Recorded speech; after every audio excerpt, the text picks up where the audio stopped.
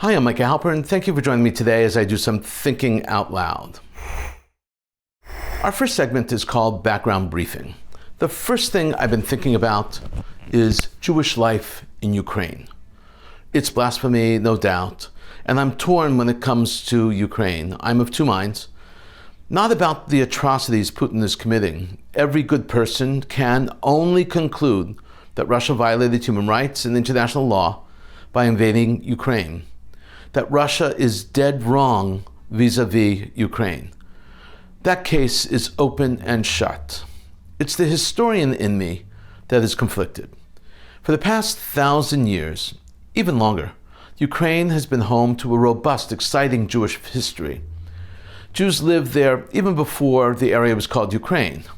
The Jewish heritage of Ukraine was creative, rich, robust, exciting. The history is so wondrous, it's unimaginable. Over 1.5 million Jews lived there in 1939 before World War II. Before this current conflict, Ukraine was thought to be one of the third largest Jewish populations in the world. Before this massive exodus, which includes untold number of Jews, there was an estimated Jewish population of 400,000 Jews, at least according to the local numbers.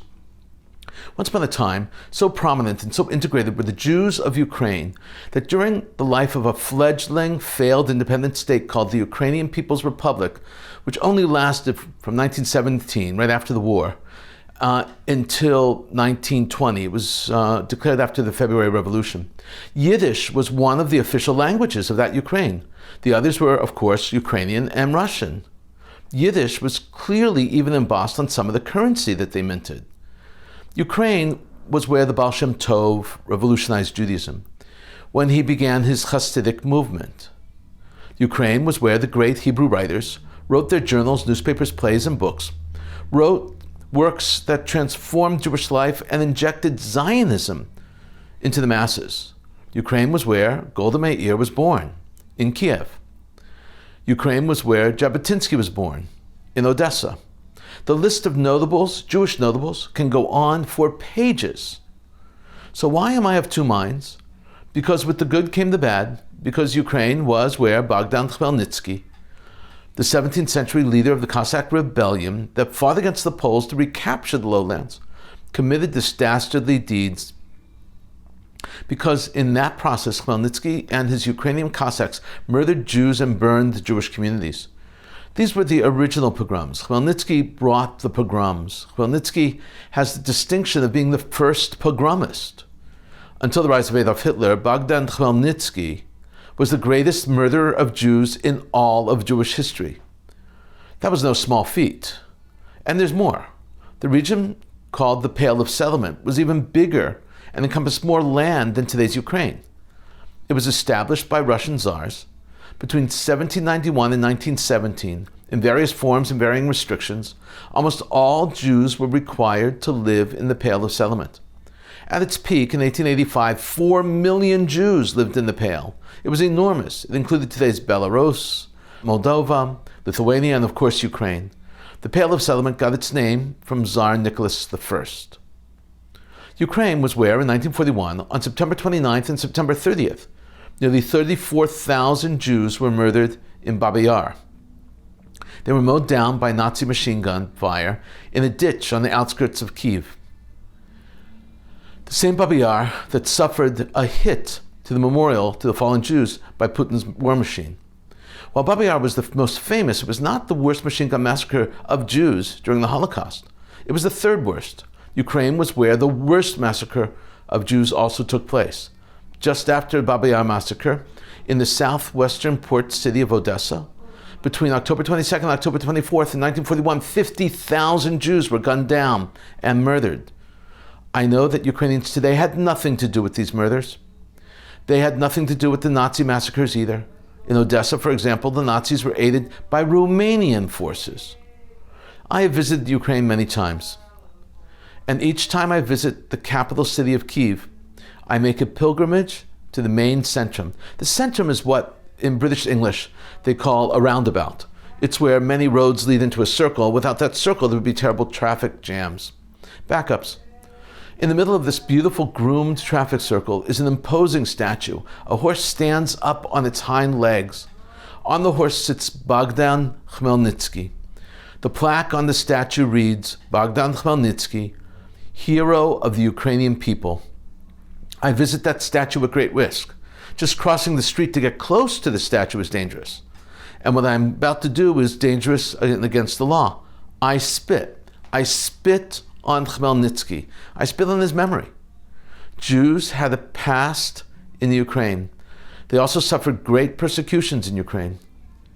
Ukraine of today is not the Ukraine of the past, but it is incumbent upon us to remember both the good and the bad. And in the end, we must absolutely let the world know that Chmielnicki failed, and the Jews have not just survived, but prospered. Coming up next, points of view. First up is a column from the Jerusalem Post. It was published on March 6, 2022. It was written by Anna Aronheim.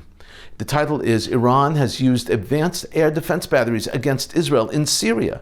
Subtitle, since Iran has deployed new air defense batteries in Syria last year, the IAF has had to change how they carry out their strikes. The column examines a very serious issue, Israel's security and Israel's ability to fly in Syria and strike at enemies plotting attacks against Israel. Russia is obviously involved in this also, and it is Iran that is upping the stakes. The world is divided into clearly delineated sides right now. Russia, Iran, Syria, and China are all on one side. This is how Aronheim begins. Iran has used advanced air defense batteries against Israeli planes carrying out war between war operations in Syria in an attempt to challenge the IAF pilots. Tehran deployed the batteries to Syria last year as Israeli strikes against Iran's weapons and military infrastructure intensified. Since Israel began its war between wars campaign known as Mabam in Hebrew, in 2013, the IAF has carried out thousands of strikes to thwart Iranian entrenchment and smuggling of advanced weapons to Hezbollah in Syria and Lebanon. According to foreign reports, it has also carried out strikes in Iraq and Yemen. The Syrian Arab Army is equipped with a range of older Russian-made surface-to-air missile systems. Russia has also deployed advanced S-300 and S-400 air defense batteries, but has not given them to the Syrians. Instead, they are manned by Russian forces. They have yet to be used against Israeli pilots, due in part to an ongoing safety mechanisms in place between Jerusalem and Moscow. As Aronheim comes to her conclusion, she explains that Iran has been conducting drills, and then she tells us the Grand Ayatollah's message. Last October, Iran carried out a large-scale air defense drill called Defense of the Layat Sky 1400, which showcased capabilities of upgraded systems and weapons, including cruise missiles, radar surveillance, electronic warfare, communication systems, advanced manned and unmanned stealth drones, and optical surveillance networks. During the drill, Iran used its 3 Khordad, Mersad, Talish, Khordad 15, Majad, Tesful, SAM systems.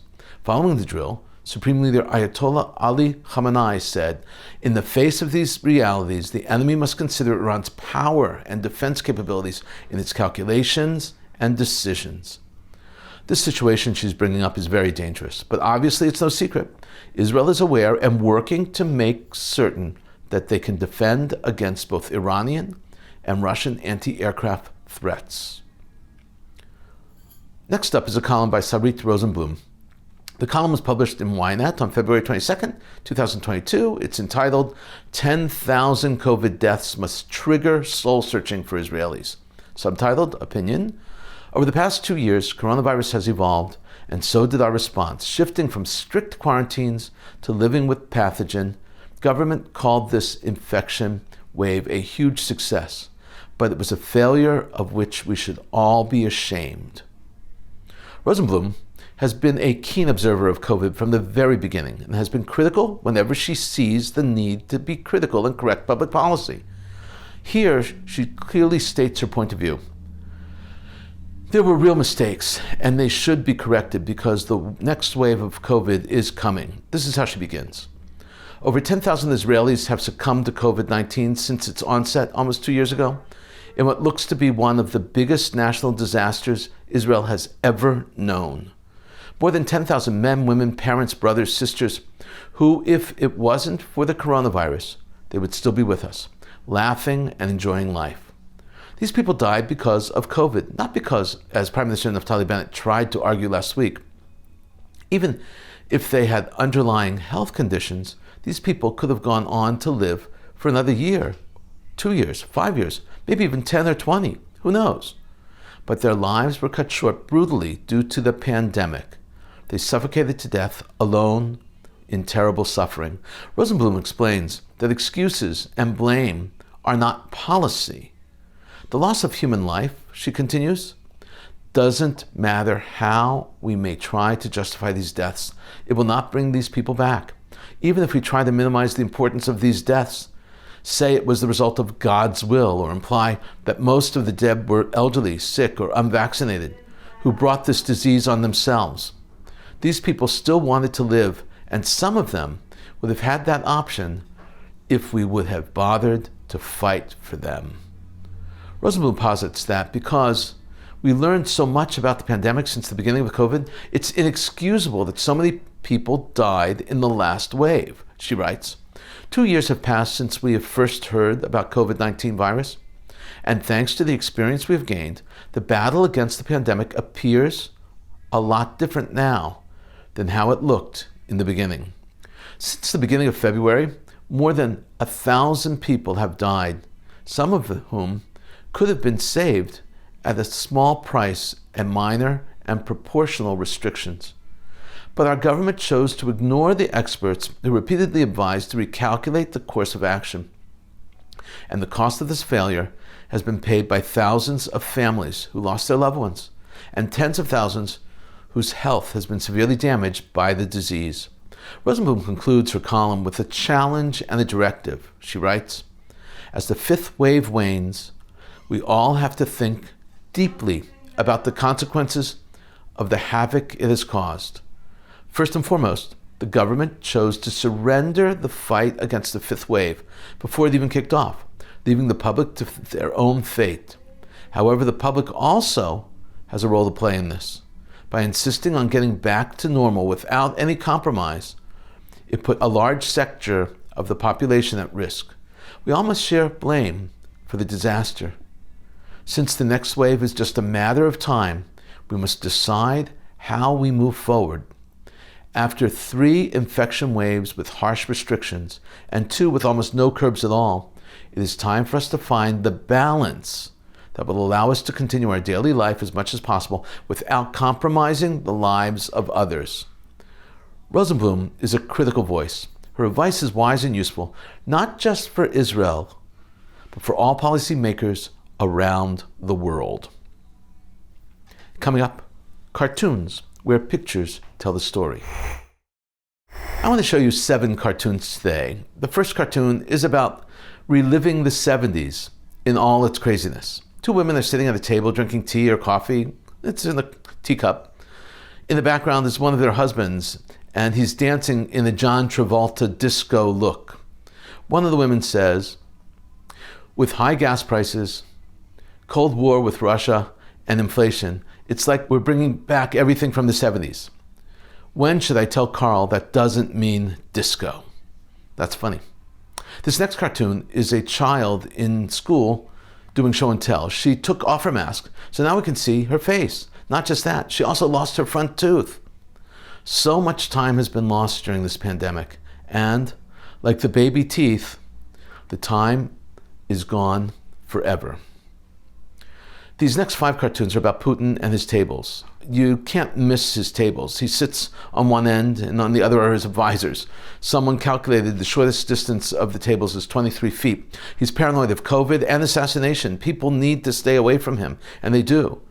There are literally hundreds of cartoons poking fun at Putin and his tables. Here are just a few. In this first one, Putin is sitting at one end, and the generals are sitting at the other. They're actually gathered at the other end. One says, "You tell him." Another says, "No, you tell him." There's a progress report. United NATO, military stalemate, cratered economy. Obviously, no one wants to tell Putin just how bad things are. As I mentioned last week, dictators are never wrong, advisors are wrong, and they are blamed for the mistakes. This next long table has Putin shirtless at the head of the table, but he's probably buck naked. This is a play on the emperor's new clothes and Putin's table. Putin asks, "Who's with me?" The obvious answer is no one, because no one's going to tell him also. This long table has Putin shirtless at his table, sitting outside the window. An advisor says, "Mr. President, your psychiatrist called. I told him you were busy." That would be considered a major understatement. This next cartoon of Putin at the table is simply brilliant. Putin has a gun which was recently fired, and his foot is on the table. He shot himself in the foot. In this case, the cliché is so apt. Finally, at Putin's table is an advisor on the one end, and Putin sits on the other end. The advisor is telling Putin about the sanctions. He says, "Russia can no longer compete in the world economy." Putin responds, "We'll compete as ROC." This is a joke based on the Olympics. Because of doping, Russians were punished. They could only have a skeleton Olympic team. So the teams could not compete under the Russian flag. Instead, they competed as ROC, the Russian Olympic Committee. In a moment, more of my own perspective and a few predictions. Prime Minister Naftali Bennett spoke with Rafael Grossi, head of the IAEA, the International Atomic Energy Agency, on the eve of Grossi's trip to Iran to inspect Iranian nuclear development. According to the Prime Minister's office, Bennett and Grossi expected the United Nations watchdog to conduct an impartial review of outstanding cases in regard to Iran's nuclear ambitions. The two men agreed to remain in regular contact. Bennett has stated more than once that he will not be bound by any agreement, that Israel will determine when and if they need to act to protect themselves. Israel has very little faith that either the United States or the greater international community will do anything to protect Israel. So it's up to them with regard to Iran's nukes. Some news flashes send a chill up one's spine. And when Israel's health ministry announced that a child in Jerusalem tested positive for polio, an illness not seen in Israel since 1989, I was stunned and saddened. The ministry added that a 4-year-old child was not vaccinated against the disease as required. Jerusalem Regional Health Administration opened an epidemiological investigation to get specific answers on how this child contracted polio. The office is maintaining contact with the child and his family, providing instructions for those involved in his care. Clearly, people are not vaccinated against polio. No one knows how many. This is a very dangerous situation. In Israel, the health ministry has records of all vaccinations. They need to check and act fast and vaccinate unvaccinated children. One new case of polio is one case too many. This is crazy, but true. And it has taken over a year before this information was permitted to be made public. The IDF spokesperson's unit announced that F-35 aircraft intercepted 2 Iranian UAVs, aka drones, en route to Gaza from Iran. They were carrying cargo pistols. It happened last year, just before the start of the 11-day war between Israel and Hamas. The aircraft was shot down by Adir fighter jets. The announcement did not indicate how many planes were involved in the operation. This was an obvious and thankfully failed attempt by Iran to find out if it was possible to open an access of supplying weapons to Gaza using unmanned drones. The interception was coordinated with Israel's neighbors, thereby preventing infiltration into Israel, and the drones were tracked by intelligence throughout their entire journey. Over the year, the IDF has learned much about Iran's interest in supplying Gaza with weapons. Israel has let it be known that their government will not respect the Iranian nuclear agreement being cobbled out in Vienna. On Tuesday, Prime Minister Naftali Bennett repeated once again that Israel would not be bound by any nuclear deal with Iran and would continue to consider itself free to act against the Iranian nuclear program. Speaking before a group attending an event about advanced technologies and innovations, development of the Mossad, Bennett said, "I said it before and I'll say it again. The possible nuclear agreement with Iran doesn't bound Israel, nor does the date in 2.5 years that will allow Iran to assemble countless centrifuges. Israel will act to protect itself. There should be no doubt about that." Iran has failed once again to launch a satellite. The info comes to us via satellite pictures, actually. We know it was failed. It was a failed launch because the Iranian launches are unsuccessful. We see what happens around it from the satellite pictures themselves. We also know that the attempt failed because we have pictures of the burnt launch pads. These burns on the launch pads look exactly like previous failed satellite launch attempts. There have been in the past rumors of other failed launches due to sabotage. Maybe that happened this time also. The big fear of the Western world is that the same technology used by Iran for satellite launches is also used for nuclear and non-conventional missile rocket launches. Today, Iran enriches uranium up to 60% purity. And that's only a short technical step from weapons grade at 90%. And it's far greater than the nuclear deal's 3.6% cap. Iran's stockpile of enriched uranium continues to grow as international inspectors face challenges in monitoring advances. Not a good situation. Not a good situation at all. An announcement from Ukraine's tax authority is, to put it bluntly, simply hilarious. Ukrainian authorities told Ukrainian taxpayers who captured Russian tanks that tanks won't be counted as part of the citizens' personal income. Authorities said seized tanks and military equipment need not be declared for tax purposes. Why? Or precisely why not? Because they are considered manifestation of the unity and the cohesion of the Ukrainian people. Have you captured a Russian tank or armored personnel carrier and are worried about how to declare it? Keep calm and continue to defend the motherland, read the statement from the Ukrainian National Agency on Corruption Prevention. There is no need to declare the captured Russian tanks and other equipment because the cost of this does not exceed 100 living wages. That sum equates to about $8,300. You can't make this stuff up. Russia will continue to strike at targets in Kyiv. They've already attacked Ukraine's security services and special operations unit and communication networks, and it was all reported by Russia's official media. Quoting the Russian Defense Ministry, they told us that the strikes aim to prevent information attacks on Russia and urge those near the sites to leave the areas. They bombed Babi Yar. Babi Yar is situated close to Kiev, just on the outskirts of Kiev. It's a picturesque ravine with a monument that commemorates the horrific Nazi murders, the massacre that took place there on September 29th and September 30th, 1941. The Nazis took 33,771 Jews, brought them to the ravine, and mowed them down. It was the third largest massacre of the Holocaust.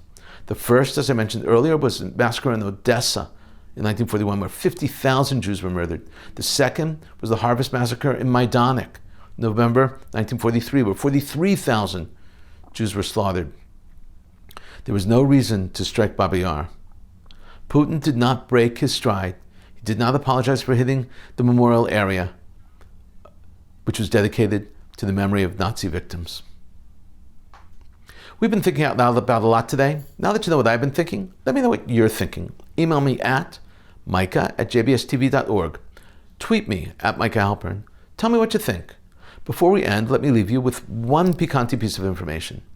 I showed you many cartoons of Putin's table.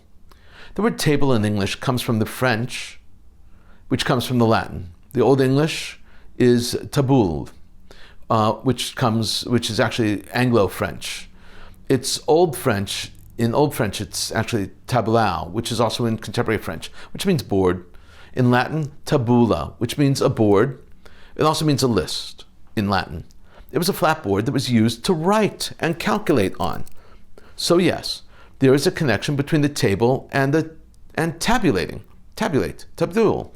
In this case, the board which you held was then affixed onto four legs, and now you could tabulate on the tableau, which is now a table. Thank you for thinking out loud with me, Micah Halpern. Let's think out loud again next week on JBS.